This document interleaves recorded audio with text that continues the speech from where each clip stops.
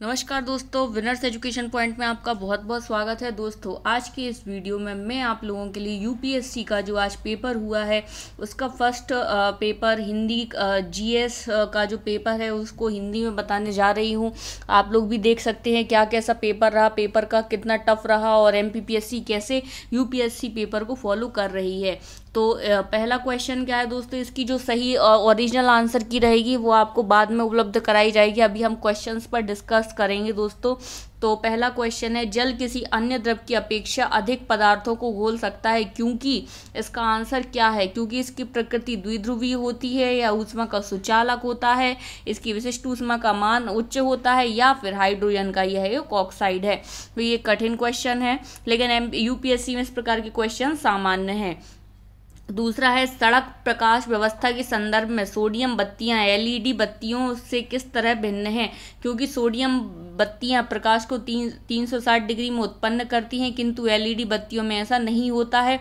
सड़क की बत्तियों के रूप में एलईडी बत्तियों की तुलना में सोडियम बत्तियों की उपयोगिता अधिक होती है। सोडियम बत्ती के दृश्य प्रकाश का स्पेक्ट्रम लगभग एकवर्णीय होता है, जबकि एलईडी बत्तियां सड़क प्रकाश व्यवस्था का सार्थक वर्ण कलर एडवांटेज प्रदान करती हैं। इसमें आपको कूट चुनना है, केवल 3, केवल 2, 1 और 3 और 1, 2 और 3। नेक्स्ट क्वेश्चन है, ACE2 पद का उल्लेख किस संदर्भ में किया जाता है? आनुवांशिक रूप से रूपांतरित पदार्थों के पुनर्स्थापित जीन के संदर्भ में, भारत की निजी उपग्रह संचालन प्रणाली के विकास में, वन्य प्राणियों पर निगाह रखने के लिए रेडियो कॉलर के तौर पर, या फिर विषाणु जनित रोगों के प्रसार में। किस में इसका प्रयोग किया जाता है? चौथा क्वेश्चन है दोस्तों, बिस्फेनॉल जो कि चिंता का कारण है, निम्नलिखित में से किस प्रकार के प्लास्टिक के उत्पादन में एक संरचनात्मक घटक है? बिस्फेनॉल ऑप्शन है निम्न घनत्व वाले पॉलीएथिलीन, पॉलीकार्बोनेट, पॉलीएथिलीन टेरिफेथैल या पॉलीविनाइल क्लोराइड। तो दोस्तों, जो बिस्फेनॉल है वह किस कारण चिंता का जो कारण है, किस प्लास्टिक के उत्पादन में एक संरचनात्मक घटक है, ये आपको इसमें बताना है। इसमें जो अभी आंसर लगे हैं दोस्तों उनको भी हम सही नहीं कह सकते जब तक कि सही आंसर की हमारे पास उपलब्ध नहीं होती। फिर फिफ्थ क्वेश्चन है, किस में ट्राइक्लोसॉन के विद्यमान होने की संभावना सर्वाधिक है, जिसके लंबे समय तक उच्च स्तर पर प्रभावन में रहने को हानिकारक माना जाता है? खाद्य परिरक्षक, फल पकाने वाले पदार्थ, पुनः प्रयुक्त प्लास्टिक के पात्र या प्रसाधन सामग्री। जो ट्राइक्लोसॉन है उसके विद्यमान होने की सर्वाधिक संभावना है जिसके लंबे समय तक उच्च स्तर के प्रभावन में रहने को हानिकारक माना जाता है। तो ये इसके ऑप्शंस हैं। अगर आप चाहते हैं कि इसकी पूरी PDF आपको उपलब्ध हो तो आप विनर्स एजुकेशन पॉइंट के टेलीग्राम ग्रुप में ज्वाइन होने की लिंक डिस्क्रिप्शन बॉक्स में है। शाम तक आपको इस पेपर की PDF निःशुल्क उपलब्ध करा दी जाएगी। खगोलीय दूरियां प्रकाश वर्ष में मापे जाने का कारण है, निम्नलिखित में से कौन सा है? तारकीय पिंडों के बीच की दूरियां परिवर्तित नहीं होती, तारकीय पिंडों का गुरुत्व परिवर्तित नहीं होता, प्रकाश सीधे सीधे रेखा में यात्रा करता है, या प्रकाश की गति सदैव एक समान होती है। तो खगोलीय दूरियां प्रकाश वर्ष में मापे जाने का कारण निम्नलिखित में से कौन सा है? प्रकाश वर्ष में ही क्यों मापी जाती हैं? तो ऑप्शन है क्यों, क्या प्रकाश सीधे रेखा में यात्रा करता है इसलिए प्रकाश की गति सदैव एक समान होती है, तारकीय पिंडों का गुरुत्व परिवर्तित नहीं होता है। तो इसमें आप लोगों के लिए बताना है।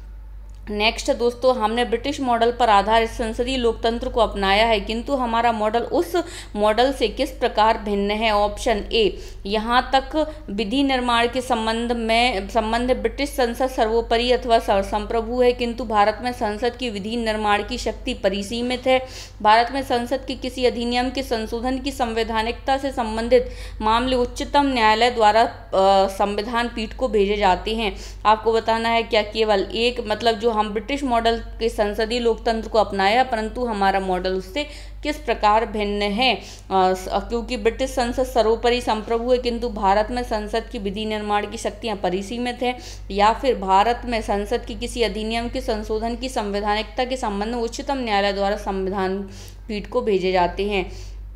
अब है 8वां संघ सरकार के संबंध में निम्नलिखित कथनों पर विचार कीजिए। एन गोपाल स्वामी आयंकर समिति ने सुझाव दिया था कि किसी मंत्री और किसी सचिव को प्रशासनिक सुधार करने और उसे बढ़ावा देने के लिए पूर्णतः नामित किया जाना चाहिए। देखिए, संघ सरकार के संदर्भ में एन गोपाल आयंकर समिति ने सुझाव दिया था कि किसी मंत्री और किसी सचिव को प्रशासनिक सुधार करने और उसे बढ़ावा देने के लिए पूर्णतः नामित किया जाना चाहिए। या प्रशासनिक सुधार आयोग 1966 की संस्तुति के आधार पर वर्ष 1970 में कार्मिक विभाग का गठन किया गया और प्रधानमंत्री के प्रभार के अधीन रखा गया।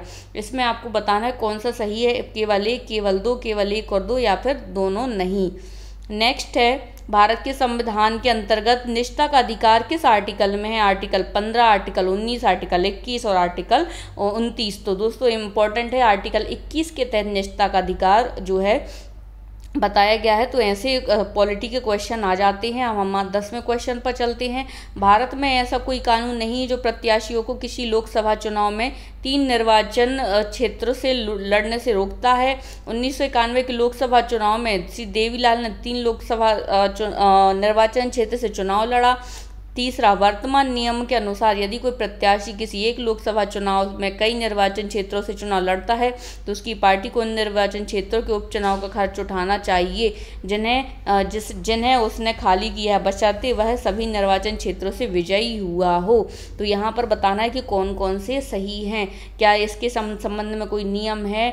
और इन्होंने जो श्री देवीलाल हैं, इन्होंने 3 लोकसभा चुनाव से लड़ा था 1991, क्या ये सही है? तो यहाँ पर आपको बताना है इन तीनों में से कौन सा स्टेटमेंट सही है। नेक्स्ट है क्वेश्चन नंबर 11। सवाना की वनस्पति में बिखरे हुए छोटे वृक्षों के साथ घास के मैदान होते हैं किंतु विस्तृत क्षेत्रों में कोई वृक्ष नहीं होते। ऐसे क्षेत्रों में वंश विकास सामान्यतः एक या एकाधिक या कुछ परिस्थितियों के संयोजन के द्वारा नियंत्रित होता है। ऐसी परिस्थितियां निम्नलिखित में से कौन सी हैं? बिलकारी प्रणाली, अग्नि, चरने वाले तृणभक्षी प्राणी, मौसमी वर्षा, मृदा के गुण। तो आपको बताना है कि ऐसी परिस्थितियां निम्नलिखित में से कौन सी हैं। सवाना के जो वनस्पति है उसे बिखरे हुए छोटे वृक्षों के साथ घास के मैदान होते हैं किंतु विस्तृत क्षेत्र में इनके कोई वृक्ष नहीं होते हैं। और तो ऐसा संयोजन कुछ परिस्थितियों के संयोजन के द्वारा नियंत्रित होता है। ऐसी परिस्थितियां कौन कौन सी हैं तो वो आपको बताना है। नेक्स्ट है दोस्तों, पृथ्वी ग्रह पर जल के संदर्भ में निम्नलिखित कथनों पर विचार कीजिए। ऑप्शन ए, नदियां और झीलों में जल की मात्रा भूजल की मात्रा से अधिक है। ध्रुवीय हिमच्छद और हिमनदों में जल की मात्रा भूजल की मात्रा से अधिक है। ऑप्शन केवल एक, केवल दो, ए और दो दोनों, ना तो एक ना और दोनों। तो यहाँ पर पृथ्वी पर जल के संदर्भ में विचार बताना है कि नदियों और झीलों में जल की मात्रा भूजल की मात्रा से अधिक है और ध्रुवीय हिमच्छद और हिमनदों में जल की मात्रा भूजल की मात्रा से अधिक है। नेक्स्ट है क्वेश्चन नंबर 13। निम्नलिखित कथनों पर विचार कीजिए। मोरिंगा जो सहजन वृक्ष है, एक फलीदार सदापर्णी वृक्ष है। इमली का पेड़ दक्षिण एशिया का स्थानिक वृक्ष है। भारत में अधिकांश इमली लघु वन उत्पाद के रूप में संग्रहित की जाती है। भारत में इमली और मोरिंगा के बीज निर्यात करता है। मोरिंगा और इमली के बीज का उपयोग ईंधन के रूप में किया जाता है। यहाँ पर बताना है आपको कौन सा स्टेटमेंट सही है। तो यहाँ पर इन्होंने फिर हम नेक्स्ट पर चर्चा करते हैं। दोस्तों मैं आपको बता दूं अभी हम यहाँ पर कौन सा क्वेश्चन सही है कौन सा उसका उत्तर जब तक कि आंसर की नहीं आ जाती जब तक हम कुछ भी नहीं कह सकते। और अभी ही पेपर हुआ है तो तुरंत आप लोगों के लिए उपलब्ध कराया जा रहा है। तो भारत में काली कपास मृदा की रचना निम्नलिखित में से किसके अपक्षयण से हुई है? काली कपास मृदा की रचना निम्नलिखित में से किसके अपक्षयण से हुई है? भूरी वन मृदा, फिशर ज्वालामुखी चट्टान, ग्रेनाइट और शिष्ट सेल तथा चूना पत्थर। तो भारत में जो काली कपास मृदा की रचना है निम्नलिखित में से किसके अपक्षयण से हुई है आपको ये बताना है। नेक्स्ट है पुनः संयोजित वेक्टर वैक्सीन से संबंधित हाल के विकास के संदर्भ में निम्नलिखित कथनों पर विचार कीजिए। इन वैक्सीनों का विकास में आनुवांशिक इंजीनियरिंग का प्रयोग किया जाता है। जीवाणु और विषाणु का प्रयोग रोगवाहक के रूप में किया जाता है। तो आपको बताना है पुनः संयोजित या रिकॉम्बिनेट वेक्टर वैक्सीन का जो विकास हाल ही में हुआ है उनके बारे में आपको बताना है कि कौन सा कथन सही है। इन वैक्सीनों का विकास आनुवंशिक इंजीनियरिंग के प्रयोग में किया जाता है। जीवाणु और विषाणुओं का प्रयोग रोगवाहक वेक्टर के रूप में किया जाता है। नेक्स्ट है आनुवंशिक रोगों के संदर्भ में आपको एक और प्रश्न आ जाता है यहाँ पर। तो अंडों के अंतः पात्र, तो दोस्तों अभी तक हम ये देख चुके हैं पॉलिटी के कई सारे क्वेश्चन आए हैं, अब ये साइंस के क्वेश्चन स्टार्ट हो गए हैं। तो अंडों के अंतः पात्र या इन विट्रो निषेचन से या तो पहले या बाद में सूत्रकणिका प्रतिस्थापन को माता पिता से संतान में जाने से रोका जा सकता है, या किसी संतान में सूत्रकणिका रोग आनुवांशिक रूप से पूर्णतः माता से जाता है ना कि पिता से। अब इनमें से आपको बताना है दोनों में से कि पहला या तो संतान को रोका जा सकता है संतान में जाने से, और सिर्फ माता से जाता है ना कि पिता से। नेक्स्ट है बॉलगार्ड फर्स्ट और बॉलगार्ड सेकंड प्रौद्योगिकियों का उल्लेख किसके संदर्भ में किया जाता है? फसली पादपों के क्लोनी प्रवर्धन, आनुवांशिक रूप से रूपांतरित फसली उत्पादकों का विकास, पादप वृद्धि कर पदार्थों का उत्पादन, जैव उर्वरकों का उत्पादन। तो इसके संदर्भ में आपको बताना है। नेक्स्ट है किसी प्रेशर कुकर में जिस तापमान पर खाद्य पदार्थ पकाते हैं वह मुख्यतः किन बातों पर निर्भर करता है? ए, ढक्कन में स्थित छिद्र के क्षेत्रफल पर, ज्वाला के तापमान पर, या ढक्कन के भार पर। तो यहाँ पर आपको बताना है तो जो प्रेशर कुकर में तापमान जिस तापमान पर खाद्य पदार्थ पकाए जाते हैं वह किस पर निर्भर करता है?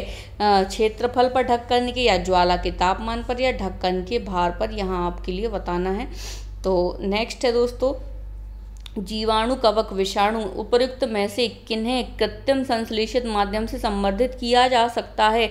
किसे किया जा सकता है? जीवाणु कवक विषाणु में से। नेक्स्ट है एडिनो वायरसों में ये आप देख रहे होंगे जीवाणु वायरस विषाणु, चूँकि अभी कोविड पैंडेमिक चल रहा है उससे रिलेटेड भी काफ़ी सारे क्वेश्चंस आए हुए हैं। एडिनो वायरसों में एकल तंतु डीएनए जीनोम होते हैं, जबकि रेट्रो वायरस में द्वितंतु डीएनए संजीन होते हैं, जीनोम होते हैं। या फिर सेकंड है कभी कभी सामान्य जुकाम एडिनो वायरस के कारण होता है, जबकि एड्स रेट्रो वायरस के कारण होता है। तो यहाँ पर आपको बताना है कि एडिनो वायरस का पहले आपको पता होना चाहिए और रेट्रो वायरस का पता होना चाहिए।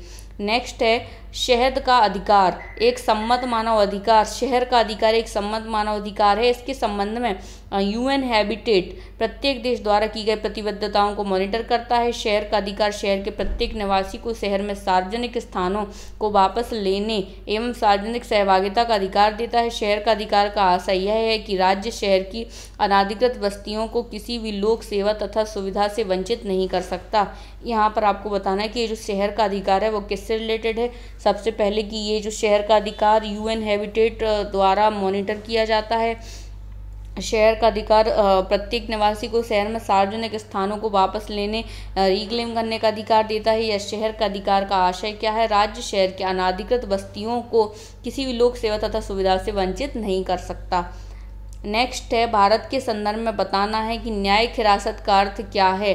फिर से ये पॉलिटी का क्वेश्चन आ गया। न्यायिक हिरासत का अर्थ है कि अभियुक्त संबंधित मजिस्ट्रेट की हिरासत में है और ऐसे अभियुक्त को पुलिस स्टेशन के हवालात में रखा जाता है, ना कि जेल में।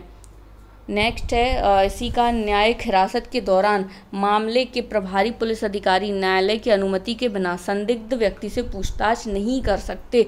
तो यहाँ पर आपको बताना है सबसे पहले कि न्यायिक हिरासत क्या है। अभियुक्त संबंधित मजिस्ट्रेट की हिरासत में है, बिल्कुल सही। और ऐसे अभियुक्त को पुलिस स्टेशन के हवालात में रखा जाता है, ना कि जेल में।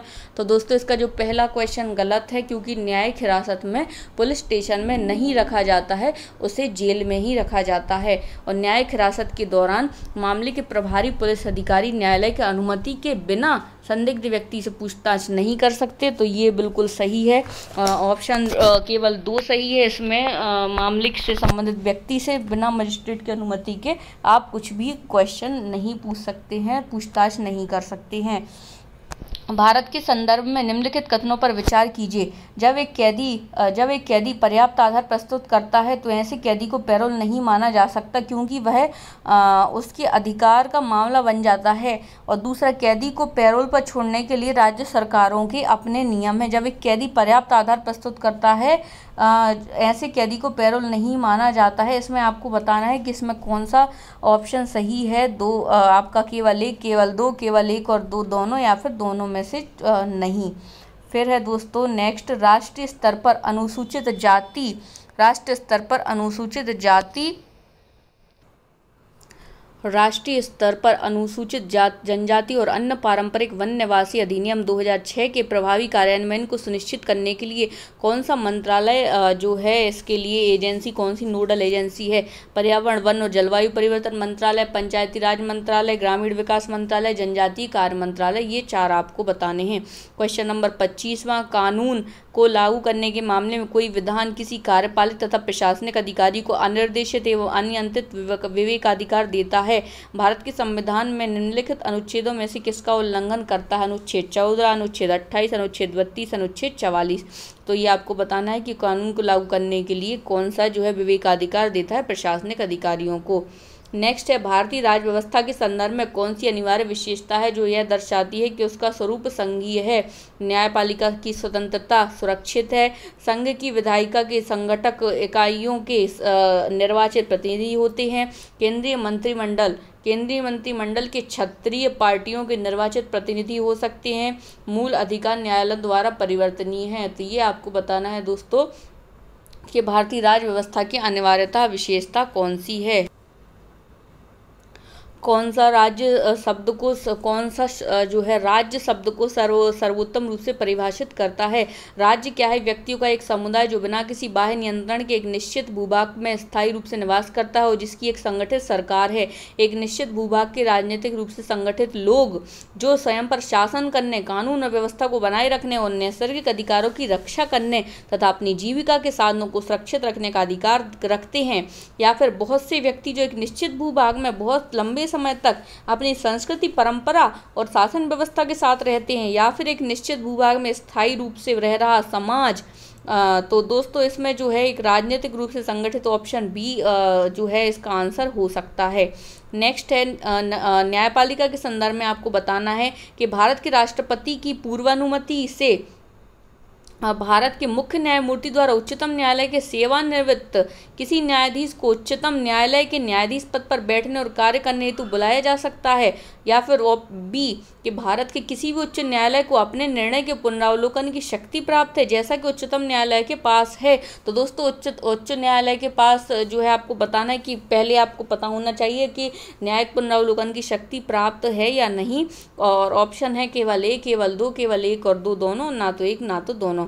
तो अब नेक्स्ट क्वेश्चन है, भारत के संदर्भ में निम्नलिखित कथनों पर विचार कीजिए। भारत में केवल एक ही नागरिकता और एक ही अधिवास है। जो व्यक्ति जन्म से नागरिक हो केवल वही राष्ट्राध्यक्ष बन सकता है। ऐसा नहीं है दोस्तों, ऑप्शन बी करेक्ट नहीं है। भारत में केवल एक ही नागरिकता है और एक ही अधिवास है, तो ये सही है। भारत में केवल एक ही नागरिकता है। जिस विदेशी को एक बार नागरिकता दे दी गई उसे किसी परिस्थिति में उससे वंचित नहीं किया जा सकता, ये भी गलत है। तो इसमें केवल ए ऑप्शन सही है। नेक्स्ट है, कौन सा कारक किसी उदार लोकतंत्र में स्वतंत्रता की सर्वोत्तम सुरक्षा को नियत करता है? एक प्रतिबद्ध न्यायपालिका, शक्तियों का केंद्रीकरण तो गलत है आंसर दोस्तों। शक्तियों का पृथक्करण ये हो सकता है। और निर्वाचित सरकार तो उदार लोकतंत्र की इसका ऑप्शन सी होना चाहिए, क्योंकि उदार लोकतंत्र जो है वो स्वतंत्रता की सर्वोत्तम रक्षा करता है, निर्वाचित सरकार जो है। नेक्स्ट है, स्थायी कृषि या परमाकल्चर पारंपरिक रासायनिक कृषि से किस तरह भिन्न है? इसमें आपको ये बताना है दोस्तों। नेक्स्ट हम चलते हैं, ताड़ तेल के संदर्भ में निम्नलिखित कथनों पर विचार कीजिए। ताड़ तेल वृक्ष दक्षिण पूर्व एशिया में प्राकृतिक रूप से पाया जाता है। ताड़ तेल लिपस्टिक और इत्र बनाने में प्रयोग किया जाता है। ताड़ तेल का उपयोग जैव डीजल के उत्पादन में किया जाता है। तो ये आपको बताना है ताड़ तेल के बारे में।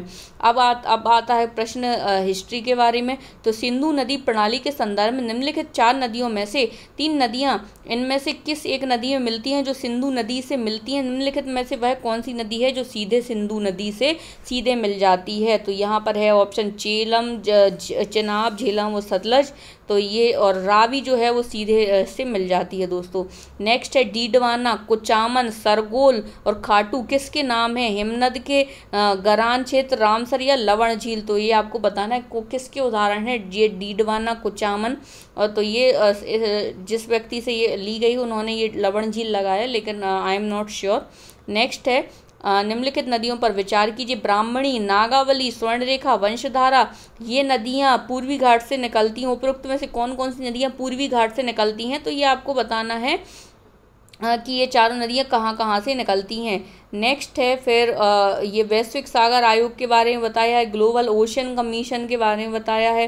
फिर नेक्स्ट क्वेश्चन है जो है न्यूनतम जल दक्ष या लीस्ट वाटर एफिशिएंट फसल कौन सी है।